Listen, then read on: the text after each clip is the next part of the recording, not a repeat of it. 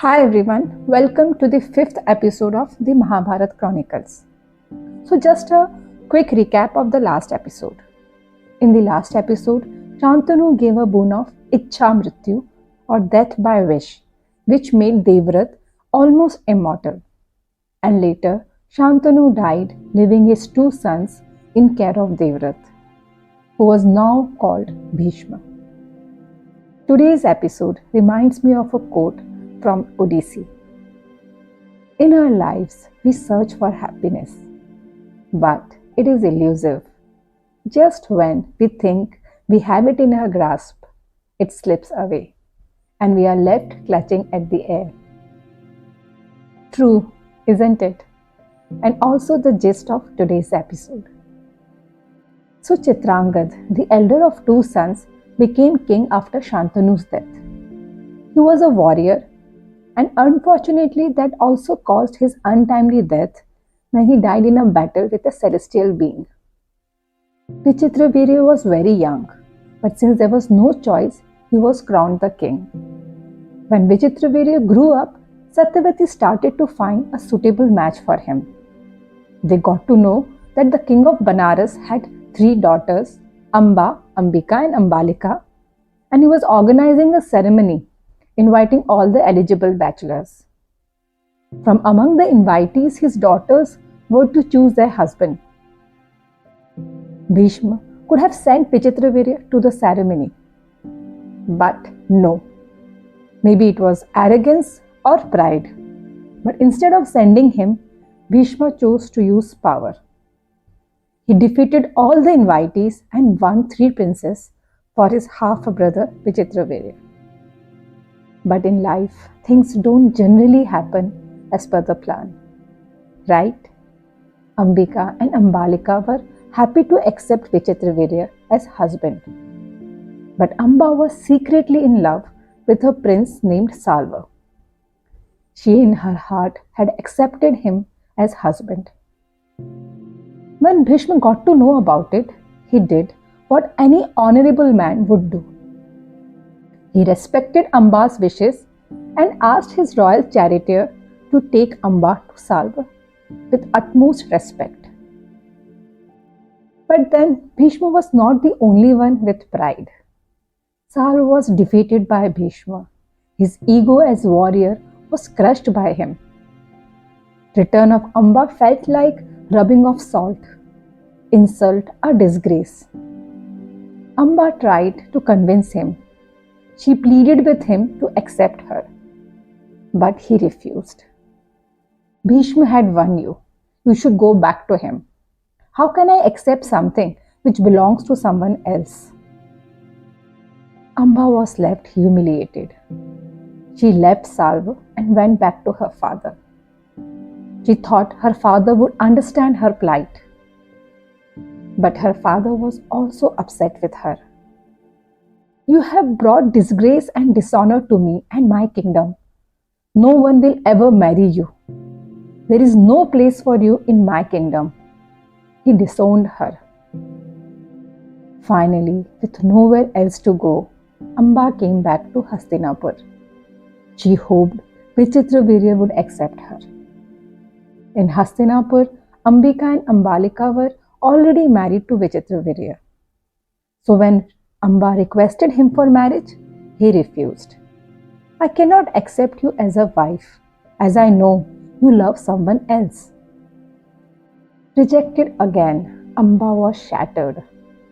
On one side, she felt humiliated, and other side, she was worried that she had nowhere else to go.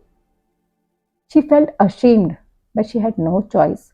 So she requested Bhishma to marry her. Anyway, it was Bhishma who had won her. But Bhishma was bound by oath of celibacy. He sympathized with Amba, but politely refused her proposal. But then, insult is insult, how much ever polite it may be. Amba realized she had lost everything. And it was all because of Bhishma. Because if he had not defeated all the invitees, she would have been happy with Salva. Her dreams were shattered. Her life was ruined. and there was no way back. With nothing left to lose, Amba's shame, humiliation, and anguish turned into intense rage. She was filled with vengeance, but she was helpless. She had no power, no support to harm Bhishma. Filled with rage, Amba gave up dreams of luxurious life and retired to the forest with a vow to seek revenge on Bhishma. Now she had only one objective: vengeance. She prayed to God Shiva for years and years. And after years and years of prayers, God Shiva granted her a wish. You shall be the reason for his death in your next birth. Amba got what she wished. She was at peace.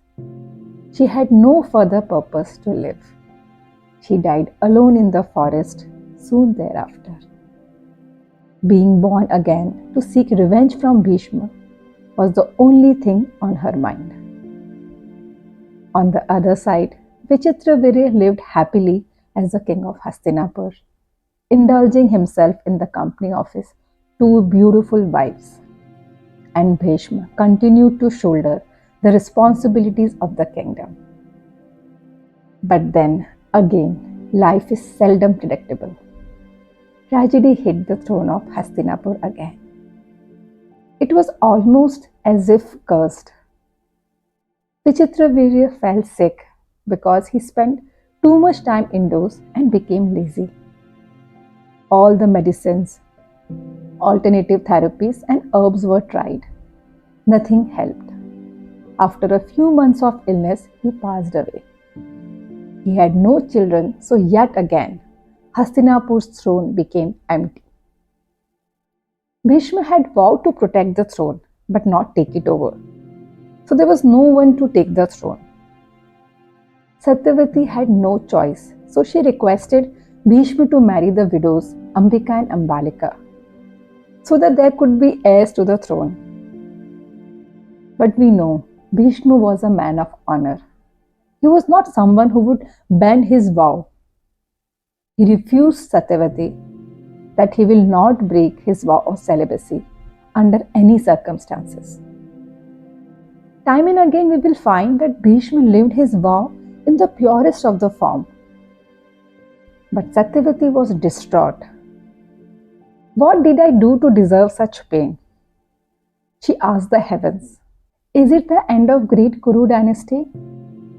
Well, I am sure she must have also felt regret, as it was because of her Bhishma had to take the vow.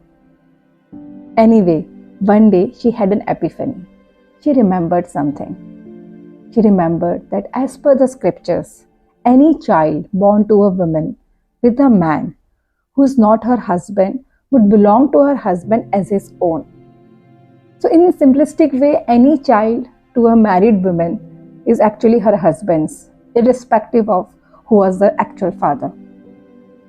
She remembered that she had one more son, Vyas, her long-lost son with sage Parashar. I need to summon him. He could provide the heir. She discussed the idea with Bhishma. Bhishma agreed. In any way, he had no other solution, and he also did not want to see the end of Kuru dynasty. Satyavati sent her guards to the forest to find Rishi Vyas and invite him to the palace. She hoped that his union with Ambika and Ambalika would bear children who, as per scriptures, would be regarded as sons of Vichitravirya and thus heirs to the throne of Hastinapur. Rishi Vyas was an ascetic living in the forest. He was a simple man. He spent his life in meditating. Appearance and grooming was not something on his mind. He had a long, unruly hair tied in a bun, a long shabby beard, and he wore a big Rudraksh mala around his neck and a saffron cloth tied around his waist. He looked unkempt, which was not what the queens were used to. Ambika was already nervous. She closed her eyes with fear when she saw him.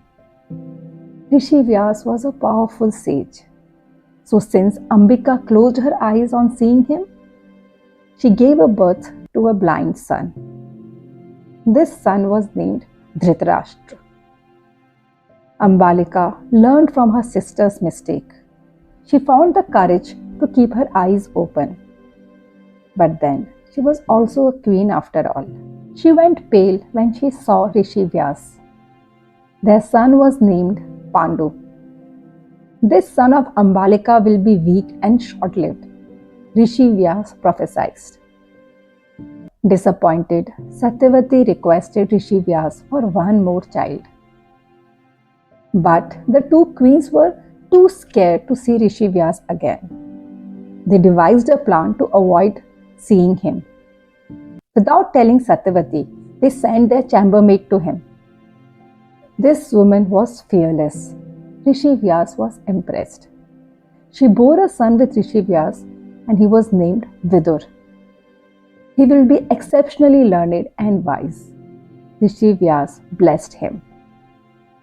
Satyavati was not happy but had to accept. In any case, though not the kind she wanted, she found solace that at least she had heirs to the throne. The fact that Kuru dynasty would continue was a big relief to her. She bid farewell to Rishi Vyas, and after a long time, the palace appeared alive, filled with the chirping of the infants. Bhishma continued to take care of the kingdom, and the three children grew up under his shelter. End of episode.